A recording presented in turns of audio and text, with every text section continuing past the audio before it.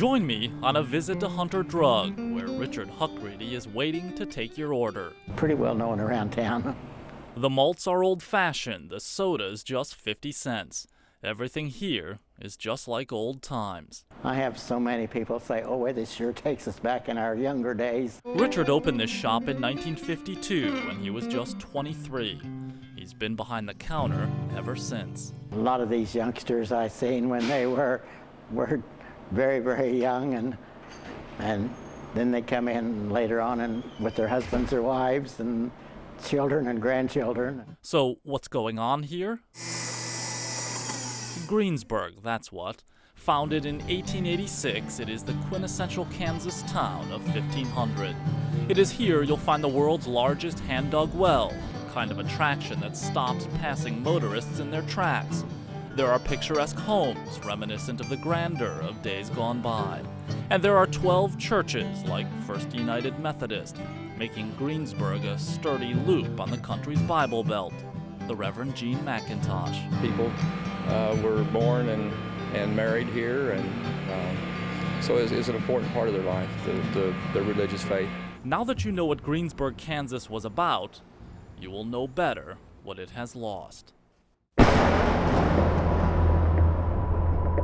May 4th, Friday night. Now one for the Kansas record book.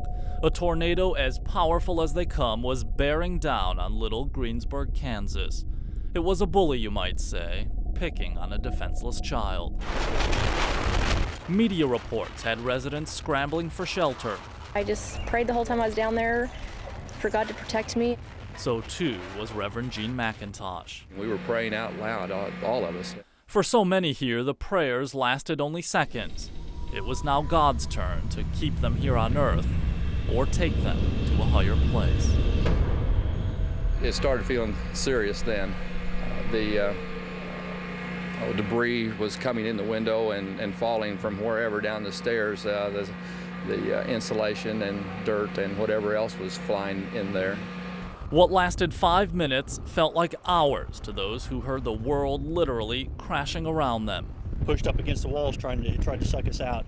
Listen to the house get lifted away above us. When the storm passed, Gene McIntosh and his family emerged from this basement. Their lives were intact, but they were about to find out that little else was. It doesn't register because that house across the street was flat. Our neighbor's house was flat. Darkness still ruled, and so did confusion.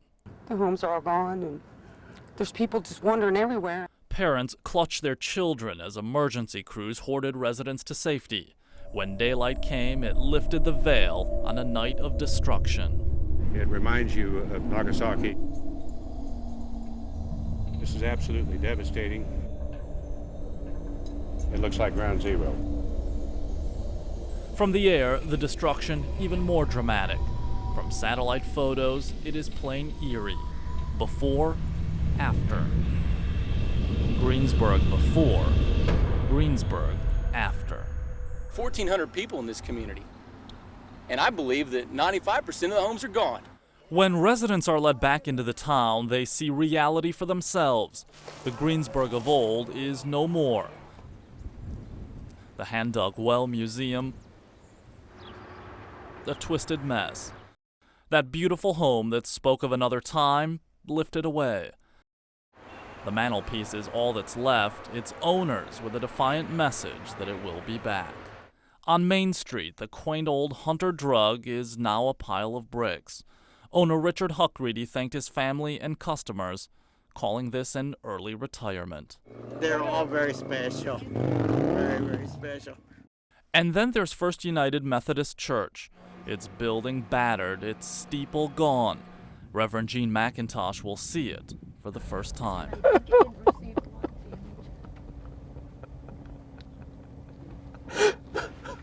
In the church pews, debris lay calmly next to the Holy Bible. Devastation like few people here have ever seen. In fact, devastation like few people on Earth will ever experience. 1,300 homes damaged or wiped out. 95% of this town simply gone. While this EF5 tornado took most of what lined the streets here in Greensburg, it did leave something behind. Spirit, strength, and resolve. You see, this is all damage here to the naked eye, but it is determination and perseverance to those who live right here, those who know Greensburg, the old Greensburg, the real one, the one that is still, to this very day, in their blood. You want gloves? Okay. They may be amidst the worst, but the people of Greensburg are showing their best. Perhaps this is how it always was here, only now the world is getting a first-hand look. Thank you for all you guys have done. You bet. Thank you. You bet. We wish we could do more. I just still can't, I mean, my grandpa just keeps saying, you know, he's 89 years old, and he keeps saying out of 1,400 of us, only 8 of us are gone. I mean, it's pretty miraculous. Yeah, it's pretty miraculous. 9 people died in the city limits of Greensburg, 2 more in neighboring counties, many of them elderly. But this man wasn't among them. He's alive, and like so many here, relying on humor. We wouldn't dare deprive him of an audience. Am I going to be on television? I better see my agent. Where in the hell is he? Did he blow away too? Despite the laughter, the truth is people here are as worn down as their hometown. But the road is only beginning. The spotlight will eventually subside, and what happens to Greensburg from now on will test the degree of what made this town uniquely Kansas. No one can say for sure what the future holds, only the present. And if you rely on that, then Greensburg just might have a fighting chance to shine once again.